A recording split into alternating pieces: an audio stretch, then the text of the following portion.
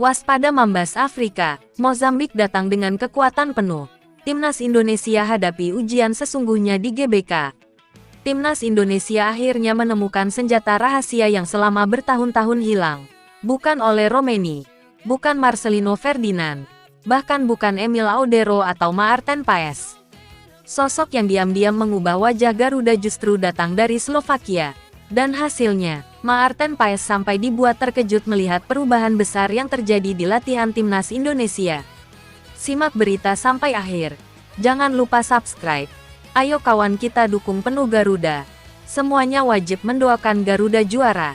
Tekan like dan subscribe channel ini sekarang juga, ayo kita juara bersama Garuda. Kemenangan telak 3-0 atas Oman membuat optimisme pecah di seluruh Indonesia.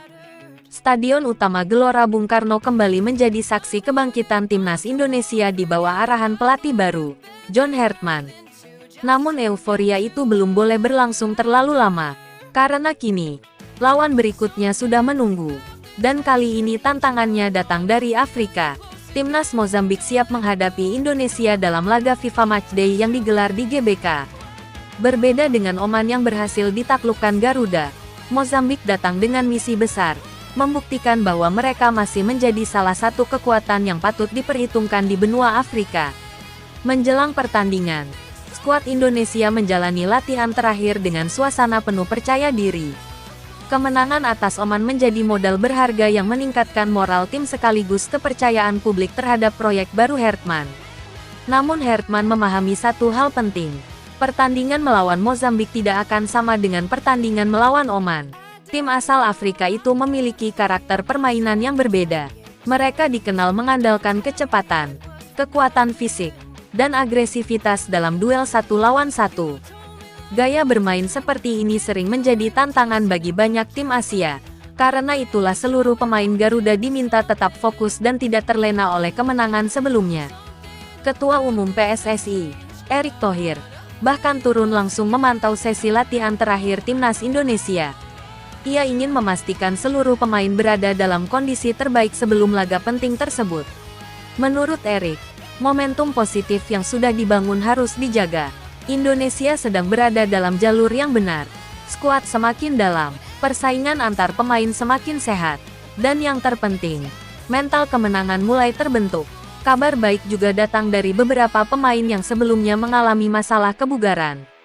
Kehadiran kembali sejumlah pemain memberikan tambahan kekuatan yang membuat opsi Hartman semakin banyak. Meski demikian, perhatian khusus masih tertuju pada bek andalan Indonesia, Justin Hubner. Setelah tampil luar biasa saat menghadapi Oman dan mencetak gol pertamanya untuk Timnas Indonesia Senior, kondisi Hubner terus dipantau tim medis akibat cedera ringan yang dialaminya pada laga tersebut. Jika Hubner bisa tampil, lini pertahanan Indonesia akan mendapatkan suntikan kekuatan besar. Sementara itu dari kubu lawan, Mozambik datang dengan motivasi tinggi. Pelatih Mozambik, Chikuinho Konde, mengakui bahwa Indonesia adalah lawan yang kuat. Namun ia menegaskan timnya telah melakukan persiapan matang dan ingin membawa pulang hasil positif dari Jakarta. Pernyataan itu menjadi sinyal bahwa Mozambik tidak akan bermain bertahan.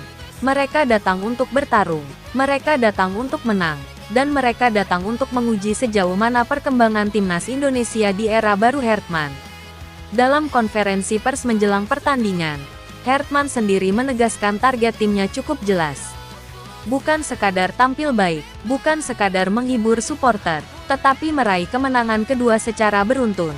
Target tersebut sangat penting, karena kemenangan atas Mozambik tidak hanya menjaga tren positif, tetapi juga bisa memberikan tambahan poin berharga untuk ranking FIFA Indonesia. Semakin tinggi ranking Indonesia, semakin besar peluang mendapatkan posisi yang lebih baik pada undian berbagai kompetisi internasional di masa depan. Itulah sebabnya laga ini memiliki arti yang jauh lebih besar daripada sekadar pertandingan persahabatan. Ini adalah ujian mental, ini adalah ujian kualitas. Dan ini adalah kesempatan untuk membuktikan bahwa kemenangan atas Oman bukanlah kebetulan. Atmosfer GBK dipastikan kembali bergemuruh. Puluhan ribu supporter Garuda akan memenuhi stadion dan memberikan dukungan penuh kepada para pemain. Tekanan besar tentu akan dirasakan oleh Mozambik. Namun pengalaman menunjukkan bahwa tim-tim Afrika sering kali mampu tampil tenang dalam suasana seperti ini. Karena itu Indonesia harus bermain disiplin sejak menit pertama. Kesalahan kecil bisa langsung dihukum oleh lawan yang memiliki kecepatan dan kekuatan fisik di atas rata-rata. Jika Indonesia mampu menguasai lini tengah, menjaga organisasi pertahanan, dan memanfaatkan peluang dengan efektif, peluang meraih kemenangan terbuka sangat lebar. Namun jika lengah sedikit saja, Mambas Afrika siap memberikan kejutan. Kini semua mata tertuju ke GBK. Apakah Garuda mampu mempertahankan momentum emas setelah membungkam Oman? Ataukah Mozambik yang akan menghentikan laju kebangkitan Indonesia? Jawabannya akan segera terungkap dalam duel panas FIFA Matchday yang dipastikan berlangsung sengit hingga peluit akhir. Kalau kamu yakin Garuda bisa mengalahkan Mozambik, tulis skor prediksimu di kolom komentar. Jangan lupa subscribe, aktifkan lonceng notifikasi, dan dukung terus Timnas Indonesia bersama kami. Kabar Timnas berikutnya bikin semua terkejut. Era baru Timnas Indonesia bersama John Hartman mulai menunjukkan dampak yang nyata. Banyak pendukung Garuda sebelumnya menilai perubahan terbesar akan terlihat dari pola serangan terbuka, pressing tinggi, atau organisasi pertahanan yang lebih rapi. Namun kenyataannya, revolusi yang sedang dibangun Hartman justru datang dari sektor yang selama ini sering dianggap sebagai kelemahan Timnas Indonesia, yaitu situasi bola mati atau set piece. Selama bertahun-tahun, sepak bola Indonesia dikenal memiliki pemain-pemain kreatif dan cepat. Tetapi ketika menghadapi lawan yang memiliki fisik kuat dan pertahanan rapat, Garuda sering kesulitan mencetak gol dari situasi tendangan bebas maupun sepak pojok. Padahal di level internasional, bola mati sering menjadi pembeda antara kemenangan dan kekalahan. Banyak tim besar dunia memenangkan pertandingan melalui detail-detail kecil yang terjadi dalam situasi set piece. Kini, masalah itu tampaknya mulai teratasi. Di balik perubahan besar tersebut muncul satu nama yang mulai mendapat perhatian publik sepak bola nasional. Namanya adalah Andrej Kostolanski. Pelatih asal Slovakia itu dipercaya menjadi bagian dari staf kepelatihan Timnas Indonesia era Hartman. Meski tidak terlalu sering muncul di depan kamera, pengaruhnya mulai terlihat jelas di lapangan. Menurut laporan yang beredar, Kostolanski berhasil mengubah pendekatan Timnas Indonesia dalam memanfaatkan bola mati. Latihan yang sebelumnya dianggap sekadar pelengkap kini menjadi salah satu fokus utama dalam setiap sesi pemusatan latihan. Berbagai variasi tendangan sudut, skema tendangan bebas, hingga pergerakan tanpa bola mulai diasah secara intensif. Hasilnya mulai terlihat saat menghadapi Oman dalam FIFA Matchday. Indonesia menunjukkan peningkatan signifikan dalam memanfaatkan situasi bola mati. Ancaman yang diciptakan jauh lebih terstruktur dibandingkan sebelumnya.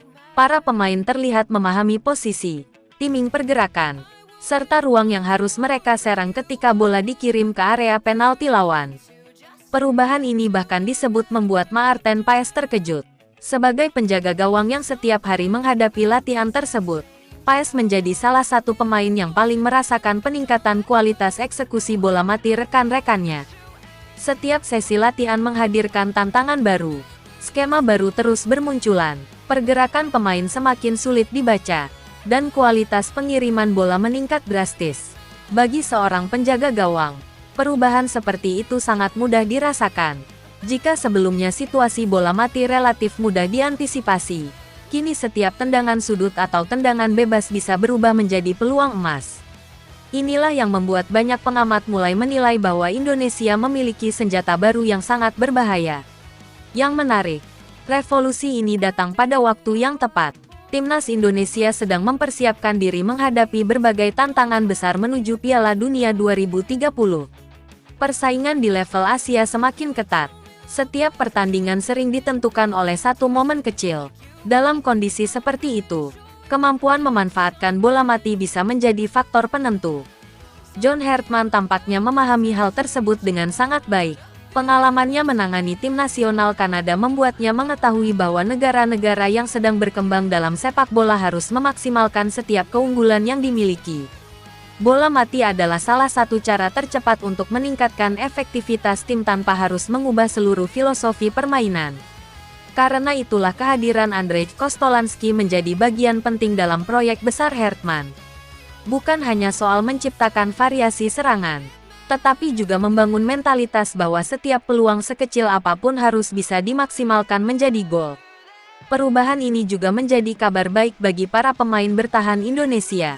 Nama-nama seperti Rizky Ridho, Justin Hubner, dan Jay Izes memiliki kemampuan duel udara yang cukup baik.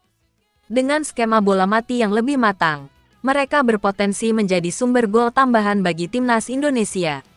Tidak hanya mengandalkan striker, tidak hanya mengandalkan serangan balik, tetapi juga mengandalkan kekuatan fisik dan kecerdasan taktik dalam situasi bola mati. Inilah ciri khas tim modern. Semua pemain bisa menjadi ancaman. Semua situasi bisa menjadi peluang. Sementara itu, kabar positif lainnya datang dari kondisi Marcelino Ferdinand. Gelandang kreatif tersebut dilaporkan sudah kembali mengikuti sesi latihan penuh setelah sebelumnya mengalami masalah hamstring. Kehadirannya menambah kreativitas lini tengah Indonesia menjelang laga melawan Mozambik. Kembalinya Marcelino tentu menjadi tambahan kekuatan yang sangat penting. Ia dikenal memiliki visi bermain yang luar biasa, kemampuan melepas umpan terobosan, serta keberanian melakukan penetrasi ke area berbahaya lawan. Jika dipadukan dengan efektivitas bola mati yang sedang dibangun Kostolanski, maka timnas Indonesia akan memiliki lebih banyak cara untuk mencetak gol. Inilah yang membuat optimisme pendukung Garuda semakin tinggi. Mereka tidak hanya melihat kemenangan, mereka melihat proses. Mereka melihat identitas baru yang perlahan mulai terbentuk. Di bawah John Hertman, Indonesia tidak lagi hanya mengandalkan semangat juang. Indonesia mulai mengandalkan detail taktik, mulai mengandalkan analisis, mulai mengandalkan pendekatan modern yang selama ini menjadi ciri khas negara-negara sepak bola maju. Tentu perjalanan masih panjang, masih banyak pekerjaan rumah yang harus diselesaikan. Masih ada lawan-lawan kuat yang menunggu.